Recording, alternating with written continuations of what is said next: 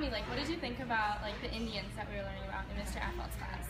Not to be critical, Riley, but they're Native Americans. They did not like being called Indians back then. But in all honesty, I thought it was very sad that the Native Americans lived such a hard lifestyle and how they struggled and faced many challenges during their own for their own civil rights and during their civil rights movements. Like how they were forced off their own land into reservations and ghettos. And that's like really sad. I'm so glad that like didn't happen to me. But you know, like I think it's like really sad that they were like dependent on like welfare and stuff, like the government programs. Yeah, that is pretty sad. It also stood out to me how their disease, poverty, unemployment rate, suicide rate, and alcoholism rate all remains the highest among all ethnic groups. What?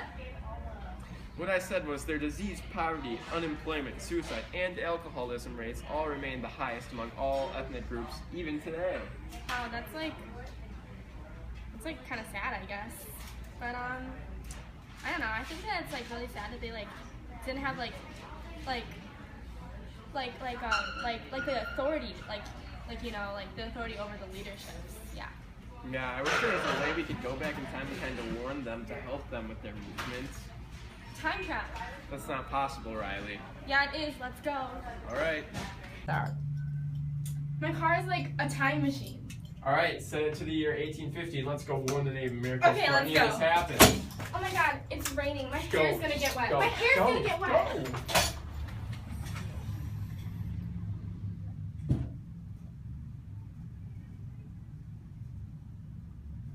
Tommy, look, I found Indians. They're not Indians, Riley. They're Native Americans. Well, whatever. Welcome to the future. Where are we? McDonald's. Why? I don't know. What tribe are you from? We're from the Sioux. Like the sewers? Should I feel insulted? Okay, well, we're here because like we wanted to like help you with like the future and stuff because there's like a lot of like civil rights movements and stuff that like your guys is gonna face and like we wanted to like help you, like give you advice. I was out there in the woods deer hunting, and now I'm in like a really strange building. What is happening? Alright, so the reason we brought you guys to the future is so that we want to make you aware of your upcoming challenges and your achievements that you've had in your future Native American movement. Now, the main movement is called the Red Power Movement. Can you guys read this here and see what the Red Power Movement's all about? The Red Power movement, the political and economic power to run our lives in our own way. The Red Power movement achieved their aims by monitoring police racism, protests, litigation, and writing. The Red Power movement was started by the American Indian movement. But what does this all mean? This means that the government is going to heavily discriminate against Indians and Native Americans. My bad, Riley. And the Indians aren't going to be treated fair as all the other ethnic groups, and so you guys try to make awareness and try and get equal rights for civil rights. Now, another thing I want to make you aware of is that in about 50 years from your time, there's going to be a large Sioux massacre at the village of Wounded Knee. Now, you can use this to your advantage in the future by occupying Wounded Knee in the future to raise awareness for poor conditions on reservations, which actually happen. So I recommend that you guys pass that on to your future offspring so they do that in the future. So what are you white people gonna do to help us? Well, we have like a lot of these things that are like called courts and stuff and like cases and like stuff like that, but like one of them was like the US versus Wheeler, and that was when the like Supreme Court recognized the sovereignty of like the I was gonna say Indians, but the Native American tribes. Yeah. And that's it. I mean, you put us on reservations on this terrible land with bad health care and low employment, and that's all you're gonna do? Well, I mean, there was like a lot of court decisions in like 1979 that like really helped, and it like restored like almost 1,800 acres of land. I mean, after you stole the whole country, I guess that's something. But I mean, we gave you $100 million. You are the Sioux, right? Right. Yeah. So, were there any laws or acts passed to help my tribe or other Native American tribes? Yes, there was one passed by Nixon in 1975 called the Indian Self-Determination Act. And this act restored special legal status to Native American tribes, so I would recommend you pushing your fellow tribes to push this law in the future. You got any suggestions?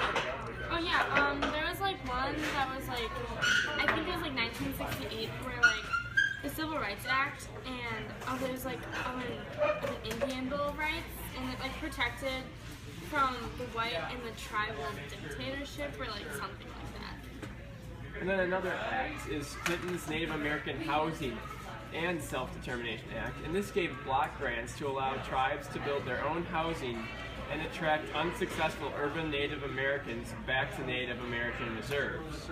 So I would recommend getting that passed too. Yeah, and then there was like the American Indian Religious Freedom Act, and that was like turned down by the Supreme Court because it had a restriction of peyote. And like I would like recommend like not even like worrying on this, like don't waste your time on it because it just gets turned down no matter what. So did the Native American Civil Rights Movement accomplish anything? Yeah, they like established like 40 chapters like across like the United States, like Canada and stuff, and they like improved like housing and like employment and education, and they wanted their life to be like respected, not integrated and stuff, and like they developed like a survival school things for like urban children, like if that makes sense, like do you know what I mean? I'm not stupid. Now another thing I would recommend you doing in the future is following through with the Trail of Broken Treaties March in Washington, D.C. The American Indian movement established this to show the U.S. government's violations of the 19th century treaties with the Native Americans. So if you want your treaties to be respected in the future, and if they're not, I would recommend having a march like this. Thanks, I'll keep that in mind. Thank you for telling us this. I will go back and tell our troops.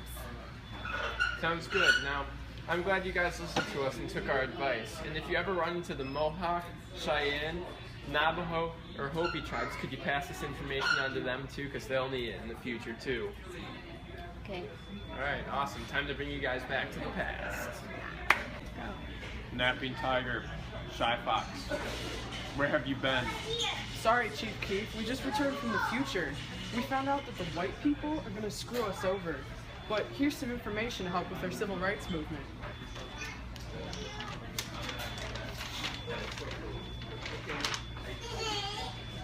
Very good.